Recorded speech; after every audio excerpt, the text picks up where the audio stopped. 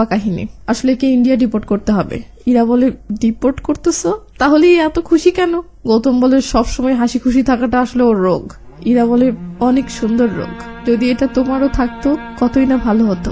এটা শুনে গৌতম তো থোয়া মেরে যায়। তো গৌতম ইরাকে মানানোর জন্য তো এসেছে, বাট সে নিজের অ্যাটিটিউড বজায় রাখতে গিয়ে মন খুলে কিছু বলছে না। এদিকে ইরা গৌতমের হালচাল দেখে বুঝতে পারে গৌতম আসলে এখনো বদলায়নি। তাই ইরা কেঁদে ফেলেও বলে, গৌতম তুমি আর আমি পুরোই আলাদা। হ্যাঁ আমি তোমাকে ভালোবাসি, তাই তোমাকে পরিবর্তন হওয়ার অনেক সুযোগও দিয়েছি, কিন্তু বুঝতে পারছি আমাদের একত্র হওয়ার আর কোনো সম্ভাবনা নেই। এটা শুনে গৌতম তো ভিতরে ভিতরে রাগে জ্বলতেছে।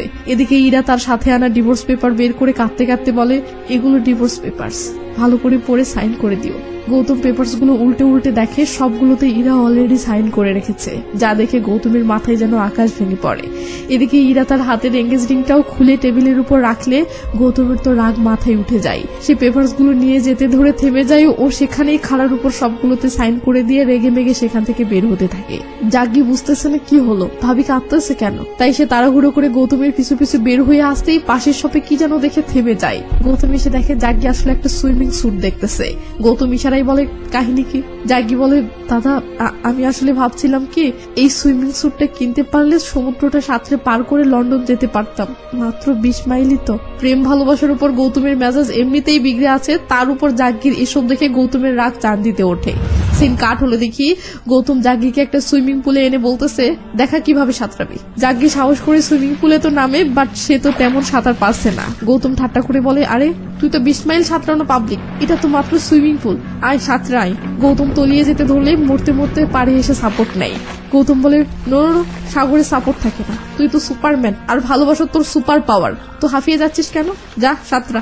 এই বলে জাগ্গিকে ফেলে দেয়। এবার জাগ্গির জিদ উঠে যায় ও সে সর্বোচ্চ দিয়ে সাঁতরানোর চেষ্টা শুরু করে। এতে আগের চেয়ে অনেক উন্নতি তো হয়, বাট সে মোটামুটি কিছুক্ষণ সাঁতরেই আবার পাড়ে আসতেই গৌতম এসে বলে, কি বেটা লন্ডন পৌঁছে গেছিস? এই বলে ধাক্কা মেরে আবার ফেলে দিয়ে রেগে মেগে বলে, ইংলিশ সাগর তুই সাঁতরে পাড়ি দিতে পারবি না, এটা মাথায় ঢুকিয়ে নে। ওই মেয়ে তোর অপেক্ষা করছে না, ওর সাথে তোর বিয়ে হবে না, তোর লাভ স্টোরি এখানেই খতম। এটা শুনে জাগ্গি তো থ মেরে যায়। সিন কাট হলে দেখি গৌতম জাগ্গিকে বাসায় এনে রুমে ঢুকিয়ে বলতেছে, কাল তোকে আমি ইন্ডিয়া ফেরত পাঠাবো, তার আগ পর্যন্ত রুম থেকে বের হতে পারবি না।